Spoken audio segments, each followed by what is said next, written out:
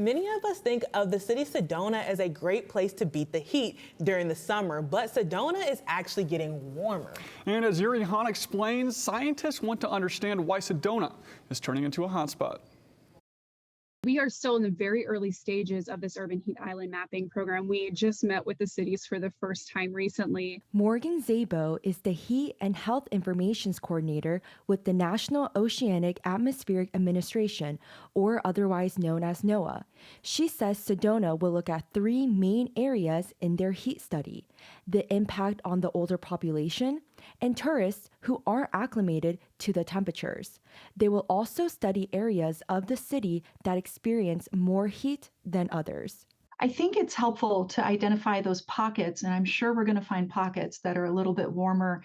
Sedona is one of 18 communities chosen to be part of the Urban Heat Island program, largely because their population is older, with an average age of 60 and a large number of tourists. While there's just under 10,000 people living in the city, it can have many tourists, upwards of 50,000 people coming into the city.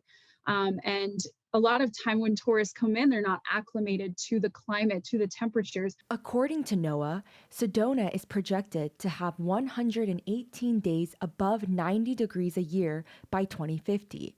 Compare that to the years between 1976 and 2005, when the city only had 74 days annually above 90 degrees.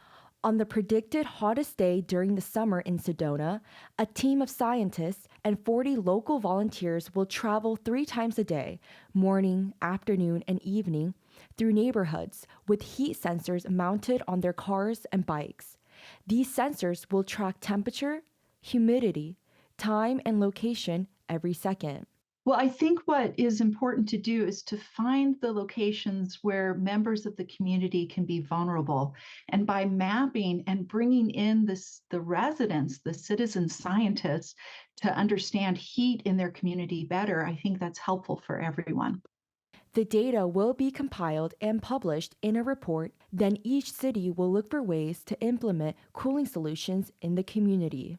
And then we can work toward mitigating some of those pockets of heat, and planting shade trees, other ways to try and mitigate some of that heat in that location. Yoori Han, Cronkite News.